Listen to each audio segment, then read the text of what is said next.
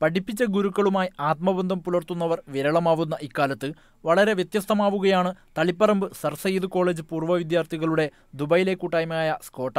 അക്ഷരങ്ങളുടെ ആർത്തതലങ്ങളിലേക്ക് കൈപിടിച്ചു കൊണ്ടുപോയ ഗുരുക്കന്മാരെ ജീവിതകാലത്തെങ്ങും ഹൃദയത്തിൽ താലോലിക്കണമെന്ന മഹത്തായ സന്ദേശമാണ് ഇവർ പകർന്നു നൽകുന്നത്. ഗുരുവന്ദനം എന്ന തലക്കെട്ടിൽ സ്കോട്ട സംഘടിപ്പിക്കുന്ന പരിപാടിയിൽ പങ്കെടുപ്പിക്കാൻ കോളേജിൽ നിന്ന് വിരമിക്കാനിരിക്കുന്ന 7 അധ്യാപകരെ ദുബൈയിലേക്ക് കൊണ്ടുവരികയായിരുന്നു.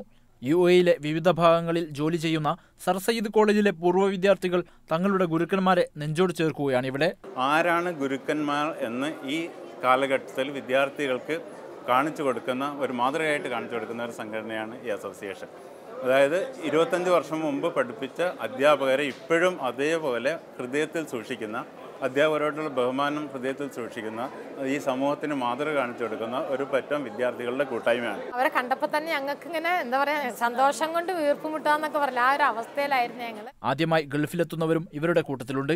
UAE 7 എമിറേറ്റുകളും ഒരാഴ്ചക്കുള്ളിൽ കറങ്ങിക്കാണാനുള്ള ഒരുക്കത്തിലാണിവർ. വളരെ വ്യവസ്ഥാപിതമായി നടക്കുന്ന ദുബൈയിലെ വ്യത്യസ്ത കാഴ്ചകളുടെ അത്ഭുതം പലർക്കും വിട്ടുമാറിയിട്ടില്ല. വളരെ നന്ദിയോടെയാണ് ഇവർ തങ്ങളുടെ ശിഷ്യന്മാരുടെ ആതിഥേയത്വത്തെ ഓർക്കുന്നത്.